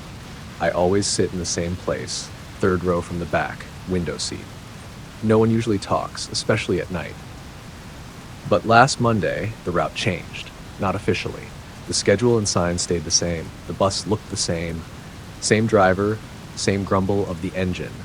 But I noticed something was off around the 18th minute. We didn't make the left onto Mason Street. We just kept going. I thought I must have zoned out, missed it. I checked the street signs. Unfamiliar. The buildings outside were darker, older. They looked abandoned, boarded windows, sagging roofs, no lights. Still, nobody else reacted. I glanced around. The other passengers stared straight ahead. Blank. Still. Like mannequins. Their chests rose and fell, but none of them blinked. I stood up. No one moved. The driver didn't even glance at the mirror. "Hey," I called out, walking toward the front. "You missed the turn." He kept driving, didn't speak, didn't move, just stared ahead through the windshield, hands motionless on the wheel. I reached out and touched his shoulder. Cold. Like touching a bag of frozen meat. He turned to me, slowly, and opened his mouth, but no sound came out, only black smoke. It poured from his lips, curling into the air like ink underwater.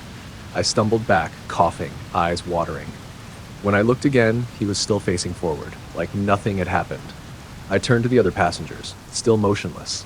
Except one, a girl at the back. She was watching me. Pale face, dark hair, eyes wide and unblinking. She didn't smile. She didn't speak. She just raised one finger to her lips. "Shh!" Then pointed out the window. I turned and saw only trees. Tall, thin, colorless. The road was now a narrow, crumbling path. No streetlights, no signs, just forest pressing in on both sides like a closing throat. I pulled the cord. The stop requested light blinked. The bus didn't slow down. I tried the emergency exit, wouldn't budge. The windows were fogged from the outside like something was breathing against the glass. I turned back to the girl. She was gone. So were the other passengers. The bus was empty, except for me and the driver, who was now humming. Low, off-key, the same 4 notes, over and over. The windshield cracked, just slightly, like something had tapped it from the outside, then again. And again. I backed away. The overhead lights flickered. The bus turned sharply, tires screeching on loose gravel. I fell into a seat and caught a glimpse of what lay ahead. A tunnel. Carved into the side of a hill, too small for the bus, too dark to see the end, but we were heading straight into it. I screamed. No one answered. The smoke was back now, seeping from the vents, curling around my feet. The lights died, and the bus went silent. No engine, no humming, just the sound of breathing, close, slow, behind me. I turned and saw nothing, but I felt it, felt the cold fingers close around my wrist. Then, light. I blinked. The bus was stopped, doors open, downtown.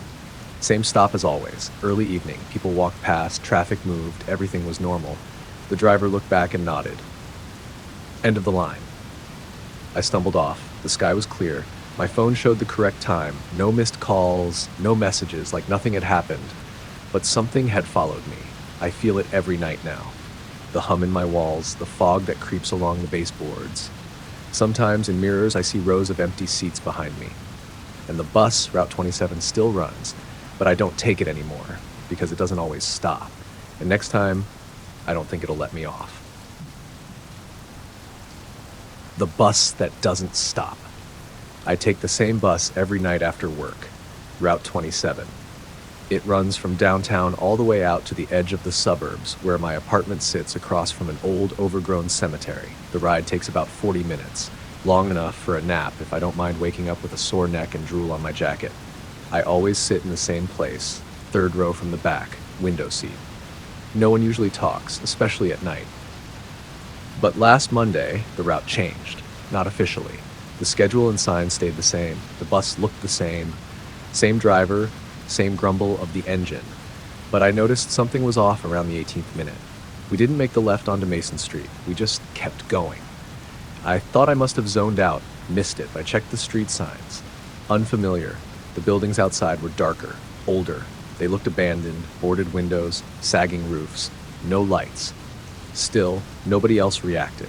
I glanced around. The other passengers stared straight ahead. Blank. Still. Like mannequins. Their chests rose and fell, but none of them blinked. I stood up. No one moved. The driver didn't even glance at the mirror. "Hey," I called out, walking toward the front. "You missed the turn." He kept driving, didn't speak, didn't move, just stared ahead through the windshield, hands motionless on the wheel. I reached out and touched his shoulder. Cold. Like touching a bag of frozen meat. He turned to me, slowly, and opened his mouth, but no sound came out, only black smoke. It poured from his lips, curling into the air like ink underwater. I stumbled back, coughing, eyes watering.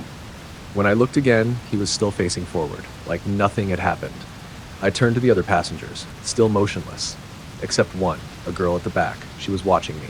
Pale face, dark hair, eyes wide and unblinking. She didn't smile. She didn't speak. She just raised one finger to her lips. "Shh!" Then pointed out the window. I turned and saw only trees. Tall, thin, colorless. The road was now a narrow, crumbling path. No streetlights, no signs, just forest pressing in on both sides like a closing throat. I pulled the cord.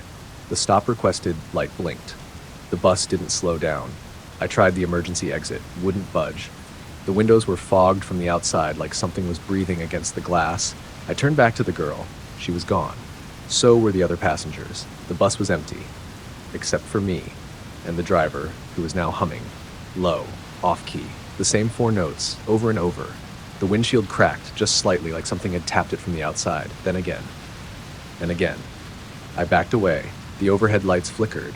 The bus turned sharply, tires screeching on loose gravel. I fell into a seat and caught a glimpse of what lay ahead. A tunnel. Carved into the side of a hill, too small for the bus, too dark to see the end, but we were heading straight into it. I screamed. No one answered. The smoke was back now, seeping from the vents, curling around my feet. The lights died, and the bus went silent. No engine, no humming, just the sound of breathing, close, slow, behind me. I turned and saw nothing, but I felt it, felt the cold fingers close around my wrist. Then, light. I blinked. The bus was stopped, doors open, downtown. Same stop as always, early evening. People walked past, traffic moved, everything was normal. The driver looked back and nodded. End of the line. I stumbled off. The sky was clear. My phone showed the correct time. No missed calls, no messages, like nothing had happened. But something had followed me. I feel it every night now. The hum in my walls, the fog that creeps along the baseboards. Sometimes in mirrors I see rows of empty seats behind me. And the bus, Route 27, still runs, but I don't take it anymore because it doesn't always stop. And next time, I don't think it'll let me off. The vending machine in Sublevel 3. When I started my new job at Draxon Technologies, they told me not to worry about Sublevel 3. Storage only, my manager said, handing me the access badge. It's sealed off. Power grid doesn't even reach down there anymore. Still, they gave me clearance. In case of emergencies, they said. The building was massive, 13 floors up, 3 down. Sleek gray hallways, glass offices, fingerprint scanners, but the lower levels hadn't been touched in years. No one went down there. The elevator didn't even list Sublevel 3 unless you had the right badge. I wasn't curious at first. I had enough on my plate. New hire paperwork, awkward meetings, the usual office politics. But the idea of a forgotten level buried beneath the building, it gnawed at me.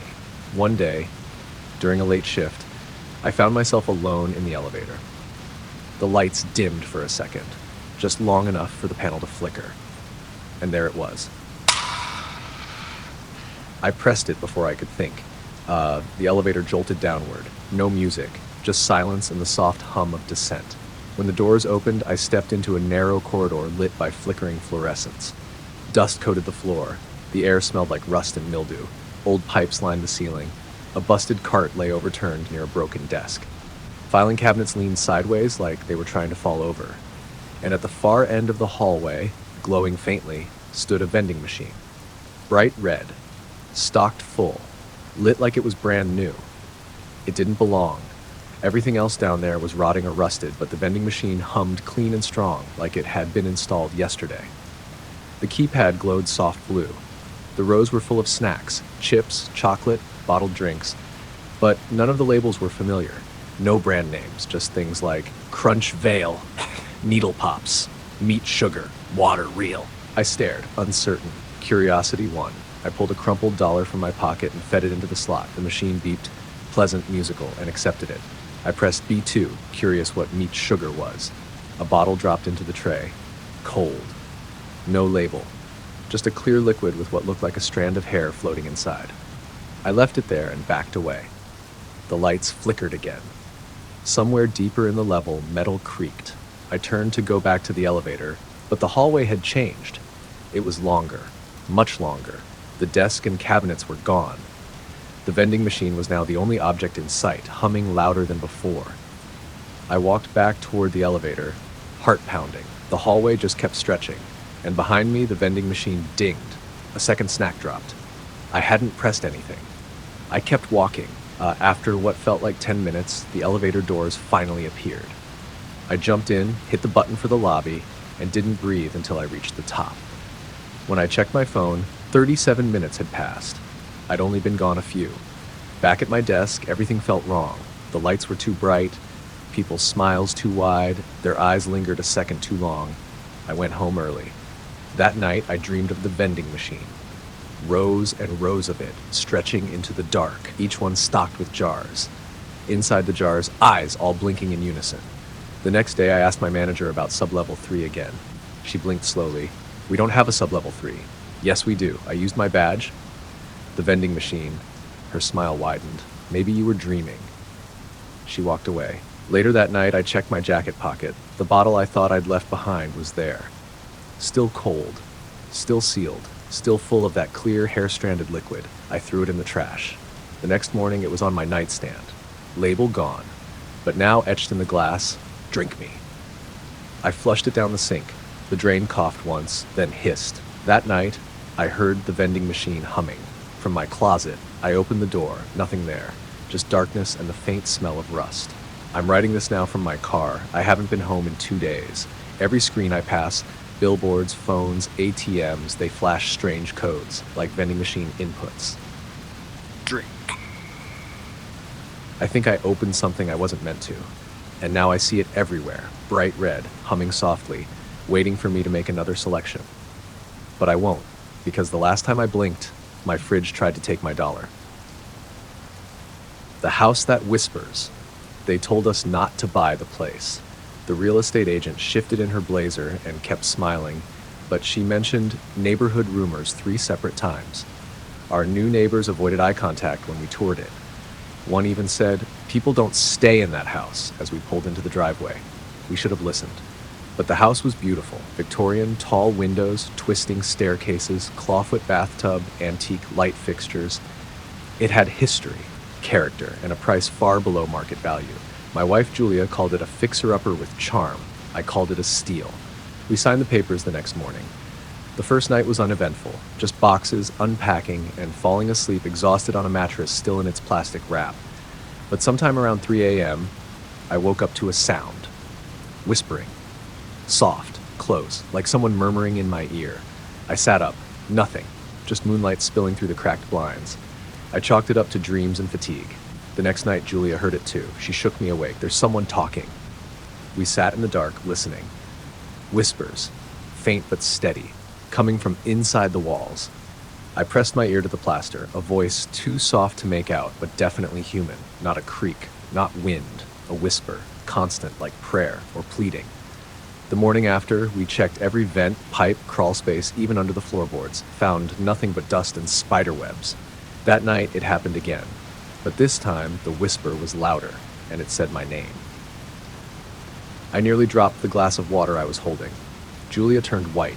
We left and stayed in a motel, but we couldn't afford to abandon the house, so we returned armed with noise machines and earplugs, and for a few days, things calmed, until the walls started knocking back. It began while Julia was hanging a painting. She tapped a nail in, and a knock answered from the other side of the wall, rhythmic. 3 knocks. She called me into the room, pale and shaking. We tried again. 1 tap, then 3 knocks. I pressed my palm to the wall. The surface felt warm, almost like skin. That night, the whispering started earlier, right after sunset. The voice was louder now, not muffled, not distant. It came from the baseboards, the outlets, even the drains. I could almost understand it now. Let us in. We tried to record it. Nothing played back but static. We invited a priest. He left within 15 minutes, eyes wide, muttering a prayer under his breath. We tried sleeping in different rooms. Didn't help. The whispering followed. Then the footsteps began. Heavier than ours. Upstairs even when we were both downstairs. I ran up once, baseball bat in hand. The hall was empty, but I could hear breathing behind the door to the guest room. Slow, wet. I opened the door. Nothing. Just that smell again. Old wood, mold, and something sweet, like rotting flowers. Julia begged me to sell. Move. Burn the place down. I wanted to, but something held me there, like a hook in my spine. I started walking the halls at night, listening. The whispering began to make sense. Not full words, dozens of them. Then one phrase repeated over and over, "We never left." I found a journal in the attic 2 days ago, covered in dust, wedged behind a rotting beam. Inside were pages of cramped writing, descriptions of noises, whispering, breathing, knocking, and names, the same ones I'd been hearing. At the end was a final page. The house doesn't want you gone. It wants you hollow. Last night I woke up and Julia was gone. I found her in the hallway, pressed against the wall, her ear flush with the plaster, smiling, whispering back. I pulled her away. She screamed like I'd torn her from something she loved. Now she won't talk. She just stands near the walls, listening, smiling faintly. I tried leaving today, packed a bag, grabbed my keys. The front door wouldn't open. Deadbolt turned, latch unhooked, but the door stayed shut like it was part of the wall. I smashed a window. Behind the glass was more wall, like the house had grown over the openings, swallowed them. I ran to the back door. Same, the lights flickered, then died. Now it's always dusk in here, gray and dim, and the whispering never stops. Julia's not speaking anymore, not even whispering back. She just watches me, and behind her, the walls breathe. Last night, I woke up to find the floorboards soft beneath my feet, warm, pulsing. The stairs curled downward, farther than before. A new hallway appeared near the kitchen. The house is growing, stretching, learning. I think it's hungry. Today I found my own name scratched into the wall beneath the staircase. Under it, he's ready. If you find this, don't come looking. Burn the place, salt the earth, and if you ever hear whispering in your walls, don't listen, because once it knows your name, it never stops calling. The Bell in the Woods. When I was a kid, my grandfather warned me never to follow the sound of the bell. We'd go walking through the woods behind his cabin, miles of pine, oak, and moss, untouched and ancient. And he'd always stop before a certain ridge and say, "If you hear a bell past this point, you turn around, you run, no matter what." I was 10, maybe 11. I thought he was being dramatic. Why? Because it's not a bell, he said. And it's not calling for you, it's calling for something through you. I laughed, the way kids do when adults get spooky. He never laughed back. We moved away when I was 13. My grandfather passed a few years later. I didn't go to the funeral. I wasn't a great-grandson. Life got in the way.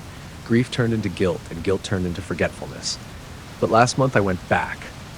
The cabin was still there, rotting and overgrown, tucked deep in the woods. I told myself it was nostalgia. Closure, a final goodbye. The structure groaned as I stepped inside, but it held. Dust lay thick on the floor. Cobwebs curtained the windows, but the bones of it were unchanged. Wood stove, bunk bed, old hunting rifle over the mantel.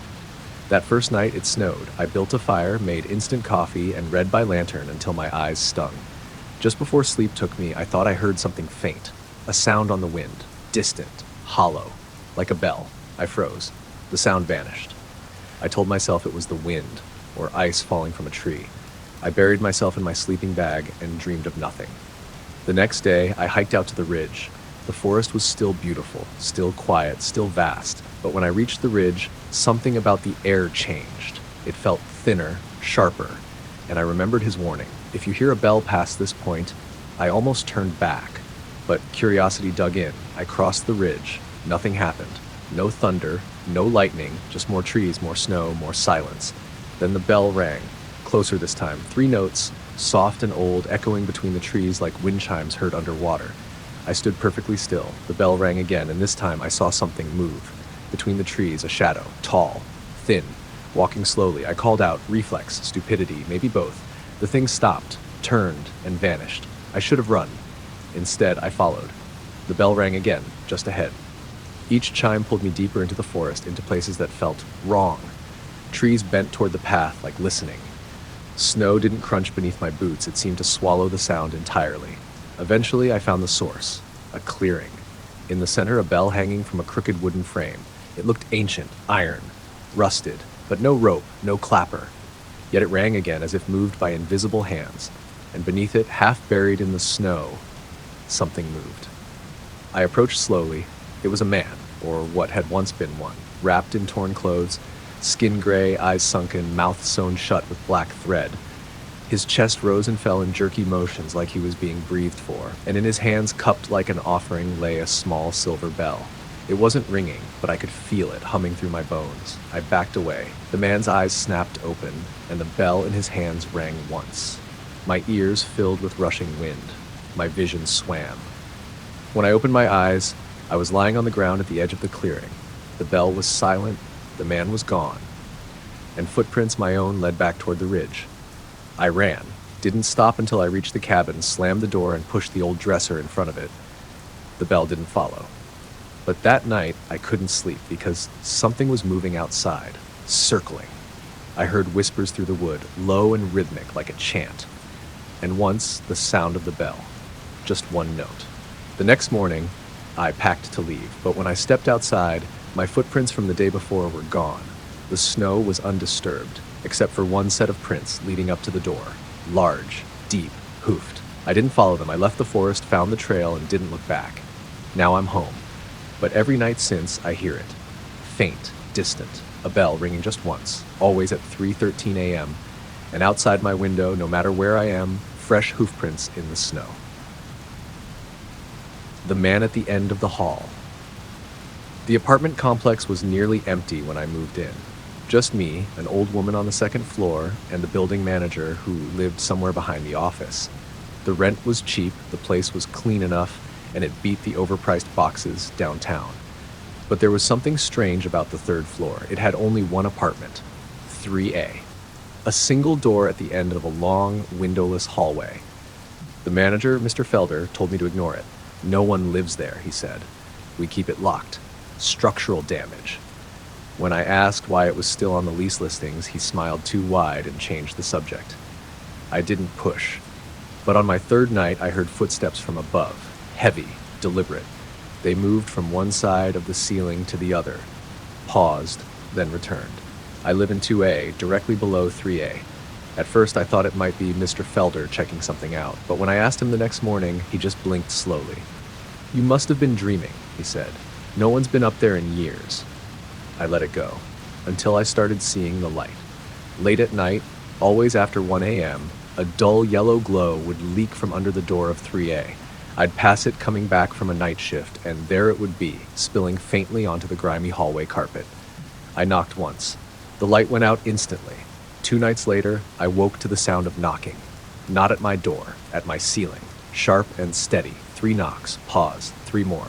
I couldn't sleep after that. I bought earplugs, started keeping the hallway light off at night. But curiosity festered. One evening after a long shift and 2 glasses of wine, I decided to try the door. I crept up the stairs around midnight. The hallway was still. No light, no sound. I touched the doorknob, warm.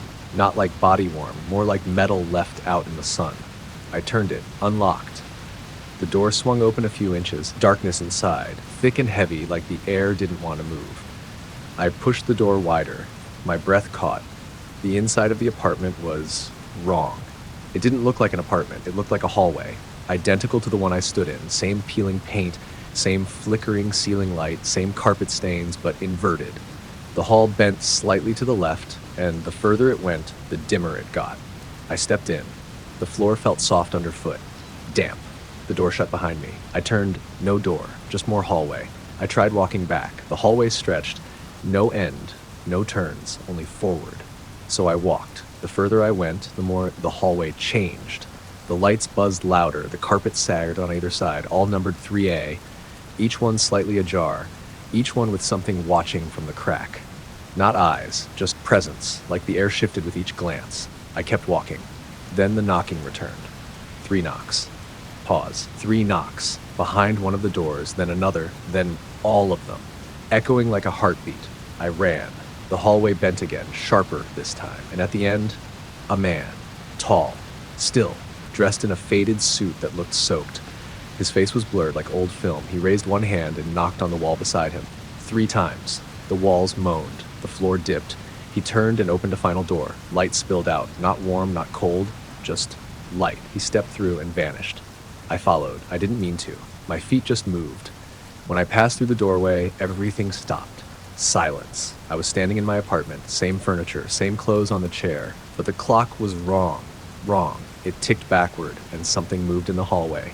I approached the door and peeked through the peephole. The man in the suit stood outside, still, waiting. His face still a blur. He raised a hand, knocked. 3 times. I blinked, and I was back in bed. Heart racing. Sweating. Morning light bleeding through the blinds. I thought it was a nightmare, until I saw the wet footprints leading from my front door to my bed. I asked Mr. Felder again. He just smiled. You went in, didn't you? What is it? I asked. He shrugged. Some places remember, some doors forget. That one does both. It's been a week since then. I hear knocking every night now. Always 3 times, always from different walls. Sometimes from inside the mirror. Sometimes from the back of the closet. Sometimes I wake up and I'm standing in the hallway outside 3A. Door cracked open, light spilling out. I haven't walked through again. Not yet, but I know I will, because the knocking is getting louder. And I think, next time, it won't wait for me to answer. The collector's room. When my aunt passed away, I inherited her house. It was one of those creaky old Victorians tucked into a wooded pocket at the edge of town. The kind of place realtors call full of character when they mean haunted looking. I hadn't seen her in years. She was always the strange one in the family. Lived alone, collected oddities, didn't attend holidays. But in her will, she left everything to me. Everything, except the attic. In neat, looping handwritings that the will stated, the attic must remain locked. Do not enter. Do not move what is inside. That was it. Naturally, I went to the attic. Not at first. I was respectful. For days, I cleaned the house, sorted her dusty books and little cabinets filled with labeled bones, dried flowers, and rusted tools that looked medieval. She'd been a collector. Of what exactly, I wasn't sure. The attic door was at the end of the 2nd floor hallway, padlocked with a heavy rusted latch. No key was listed among her things. I should have let it go. But the door called to me. Literally. On the 5th night, I woke up at 2:11 a.m. to a sound like dragging furniture up, followed by a soft tapping on the ceiling. Then a whisper, "Let me down." I froze in bed, heart thundering. I waited until morning. In the daylight, the house looked normal again. No sounds, no movement. I tried to tell myself it was a dream. But that afternoon, I found the attic key. It was tucked inside a velvet pouch beneath a loose floorboard in her study. A tarnished silver key, cold to the touch. I stared at it for hours before finally walking up the steps. The air grew colder the closer I got. The key turned smoothly. The door creaked open. The attic was enormous, much larger than the house should have allowed. The sloped ceiling stretched high above, lost in shadow. Dust motes floated in narrow beams of light from the single arched window at the far end. And the room was full, not with furniture or boxes, but with people. At least, that's what they looked like. Dozens of figures standing in rows, not moving. Some were tall, some small. All were dressed in old clothes, Victorian suits, faded dresses, tattered uniforms, and all were utterly still. Their skin was grayish, waxy. Their eyes, if they had any, were glassy and dead. Mannequins, I told myself, lifelike, yes, but just mannequins. Until I stepped too close to one and it turned its head, barely, to look at me. I stumbled back. Fell. The rest of them didn't move, just that one, watching. Its mouth opened and whispered, "Thank you for letting us breathe." I slammed the door and locked it again. I didn't sleep that night, or the next. The noises got worse, pacing above, whispers, weeping. Once, laughter. I tried to leave, packed a bag, got in the car, but the road twisted the wrong way. Every turn brought me back to the house. By the third attempt, the car wouldn't start at all. I was stuck. The next morning, the attic door was open. I didn't unlock it. The mannequins were in the same positions, except 3 were missing. I searched the house, every room, nothing, until I opened the hall closet and found one standing there, arms at its sides, facing the door like it had been waiting. Its glassy eyes were weeping blood. I pushed it over and ran, but when I turned around, it was gone. Back upstairs, I found it standing outside the attic again, back in place, like it had never moved. Now, every time I blink, they're closer. There are more of them now. Some look like people I've seen in town. Others have faces I recognize from old photo albums, family members long dead standing in the shadows of my memories. Last night, I woke up to one standing at the foot of my bed. It whispered, "We remember being real." I don't know what my aunt did, what she collected, how she preserved them. But I think the attic was a prison, and I opened the door. Now they move freely at night. I hear them exploring the house, opening drawers, clicking light switches on and off, whispering to each other in a tongue I don't understand. One of them sings sometimes, a lullaby, soft and sad. I haven't eaten in days. The food spoils too fast now. Milk curdles in the fridge the moment I close the door. Water runs black for a second before turning clear. The mirrors no longer show my reflection, just the attic. Only the attic. Tonight I feel them waiting, closer, hungrier. I hear them on the stairs. Their feet don't touch the ground. They slide, glide, creep. The key is gone now. The lock melted. There's no stopping them. Only recording this. If you find this note, don't enter the house. Don't open the attic. Don't look them in the eyes, because the moment you see them, they remember you, and they collect you in return.